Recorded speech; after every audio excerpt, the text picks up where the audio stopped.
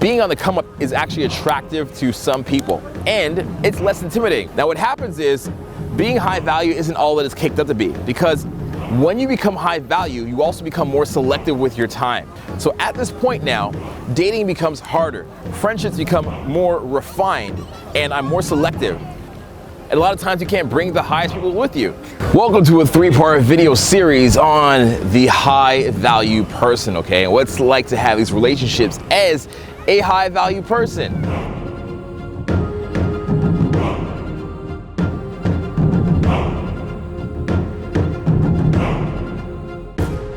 I thought that we'd break it down into a 3-part series. Number 1, today is going to be about what it actually looks like when you're on the come up and becoming high value, and how it actually makes dating a little bit harder.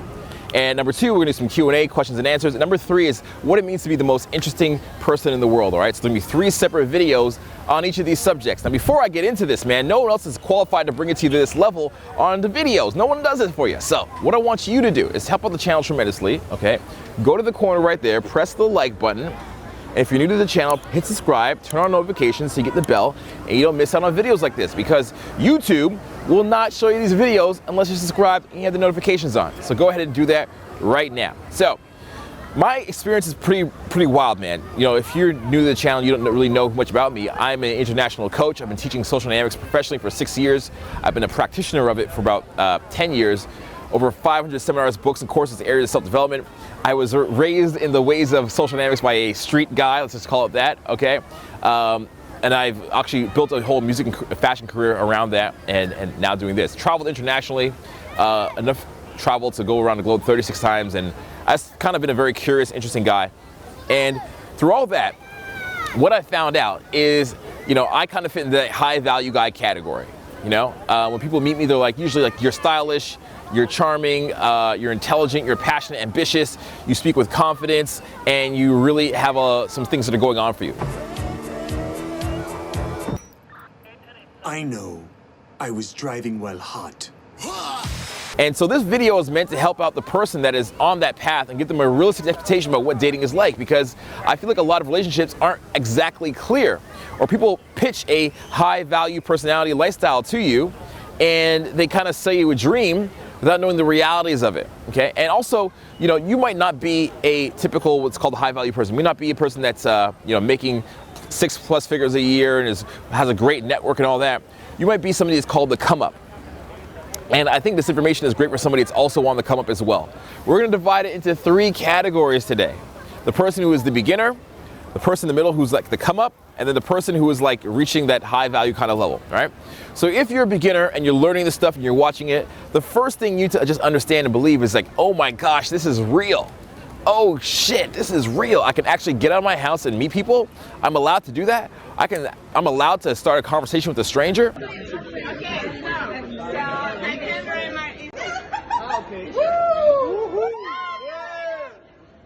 They're done. She is the best friend from right?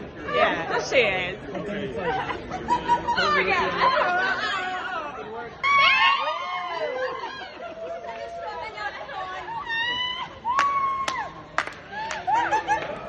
I don't have to stick to my personal space of people that I know, my personal social circle. I can actually expand my life. That's amazing, that's incredible, okay?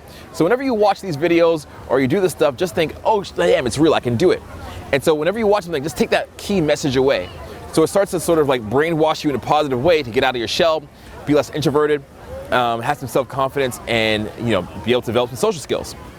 That's level 1, all right? And if you're a beginner, just focus on that. Level 2 is, I would call like the come up phase. This is the person who maybe just started like a YouTube channel or just started an Instagram channel, and they're like brand new at life in a lot of areas. Maybe their finances aren't together, but they just finally got like an associate manager position.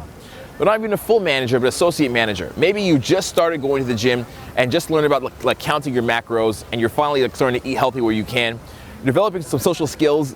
You got some online date success. You maybe had some relationships in your life that aren't the best, but you're improving them, and you're learning about yourself. You're really on this path of like self-discovery, you know? And you're looking for somebody that can join you along that ride and build with you, somebody that can be a teammate or a partner. Not the person who's already has it established, but the person who's just working on it. So for example, this guy, I won't mention his name, but he's like a fitness guy. And he knows a woman that is also a fitness trainer, but she's got like 100,000 subscribers, and he's just starting out with his 5 or 10K. And he's like, we can build something beautiful together. And she's like, why would I do that with you? Because I'm already further along this path. I'm not really that attracted to you. I don't want to build with you. I want a man that has it all. And that's totally fine if that's where she's at.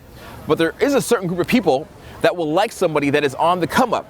That group exists, right? It's like you're both the struggling artist, sleeping on the mattress from IKEA on the floor, and you're building something beautiful together. And that dream and fantasy of like, we're gonna do it. We're partners. I've got your back. We're both ride or die in this relationship. That's a beautiful thing, and that can't be replicated. Because when you're building with somebody doing that is very attractive. And I know Jeff Bezos just got divorced recently, but when Jeff Bezos built Amazon at the time with his wife, they were on the come up together. They were totally just building together, right? They were, as the line says by Drake, they were with me shooting in the gym, or maybe it's a Kanye West line, I don't know, but they were with me shooting in the gym. They were ride or die together. That's a beautiful thing. So if you're on the come up, don't feel discouraged and say, well, I'm not high value yet. I'm not the top 5% of guys yet. Don't feel like you need to be that yet, because being on the come up is actually attractive to some people, to a large amount actually, I'd say. And it's less intimidating. One of the things I get the most as a guy who travels internationally all the time is it's a very intimidating lifestyle. People tell me that. They're like, how would I fit into that? I have a regular 9-to-5 job. I can't be a part of that world. How can I be a part of that? And it kind of scares them a little bit. So if you are a person that is on the come up, it actually can be a less intimidating factor.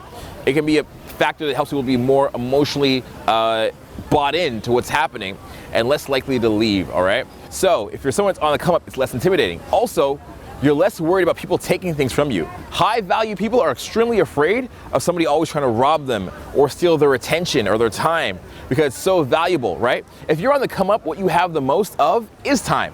You have all the time in the world because you're not making any money, right? But for myself, somebody like me, it's like my time might be worth $800 an hour. If I'm not even doing consulting, it's my regular day-to-day, $100 an hour. If I go on a date with somebody, I'm losing literally $100 by being there on a bad date, right? But if you're on the come up, your hour costs nothing because you're just building. You don't even have that website yet. So you have that time to spend and invest into somebody and build. And it's less of a scare that they're gonna steal this time or financial things from you at this point, right? So it works to your advantage in that way as well. So at the highest level, we'd actually call it the high value level, okay? It actually kind of goes like a bell curve, if you know what that is. It's a curve that goes like this, goes up in the middle, peaks, and then goes down. So not a lot of people are able to achieve that highest level, okay? So that's like beginner over here, medium over here, and then high is like very thin, high value, but it's like this amount. Now what happens is being high value isn't all that it's caked up to be, because when you become high value, you also become more selective with your time. So the people that I would have been involved with as a person who was on the come up, I will no longer tolerate or have patience for in my life at this time. When it comes to dating, I personally might have dealt with somebody that had psychotic episodes or really, really bad bipolar episodes where they're throwing things or yelling and it's really, really disgusting and disturbing. And then, later on the next day, they forget it totally happened and they love you. And like, maybe I wouldn't put up with that right now. I absolutely wouldn't. I wouldn't put up with somebody who's flaky on my time. Somebody who makes plans that doesn't show up. For me, when I present an opportunity of time to hang out, I present it and I block off that time. And if you miss it, it's gone. That's it. Especially people that don't even call you back to confirm or deny that they're not showing up. I'm part of some men's groups, and in my men's groups, you have to give your regrets, okay? In these societies, you have to give your regrets if you don't show up. You can't just not show up. So as a high value person, I operate my time and my availability and my energy and who I hold space for, my mental focus and my finances very differently, right? For example, right now I'm out here with a buddy of mine who's holding the camera, and I flew him out here. I also got my mom out here, okay? Every week I'm spending like $2K just to have people out here, okay? There's no financial much benefit to that, but it's like I want to have people around me to encourage me and motivate me, and I want to see them smile and experience things for new times. So actually what happens is when you become high value, you get more selective as time goes on. So at this point now, dating becomes harder. Does that make sense? Dating actually becomes harder. Friendships become more refined, and I'm more selective. You ever heard that expression, it's lonely at the top? Well, think about it. It's not lonely at the top because you can't get attention or people around you. It's just lonely at the top because you have to be more selective. And a lot of times you can't bring the highest people with you. And the challenging part too is as you become more high value, you can't find people that are the opposite sex that are also as high value, okay? And it's a real challenge to match up with these people sometimes. And they also don't believe that they should put in the effort or investment to make it work and get to know you better, right? For example, there's this line that Drake has. He says when he goes and takes people to restaurants, he says, if Drizzy has the money, then Drizzy's gonna pay it. These are my brothers, you ain't even gotta say it, it's just something they know, right? So as a high value person, when you go out, people often expect you to pay for them. They just expect it without question. They don't think about ever paying for you, right? It's the exact opposite. So when it comes to dating, it's the same thing. The people that you would have options to date often don't fill your cup in any way.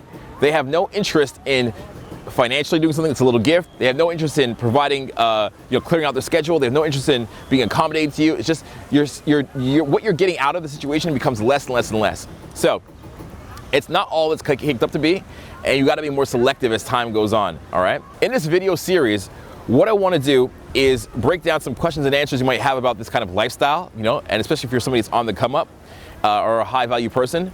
And then also after I've done that questions and answers, I want to go into what it means to be an interesting person, because everybody finds you interesting, and how do you screen people through that, all right? So I hope you enjoyed video number 1 of this series. As always, go down below right now in the comments and tell me what you think about the challenges and opportunities I presented here, the pros and the cons, because there's pros and cons with everything, all right? Let's be honest about it. Let's have a very frank discussion. And for the next 24 hours, as soon as the video goes up, I'm going to answer all the questions in the comments down below. I want to thank you very much for watching. Stay tuned for video number 2 coming out in a few days from now. And as always, keep in touch and don't be a stranger. Signing off from the Sophia Mosque in Istanbul. Cheers.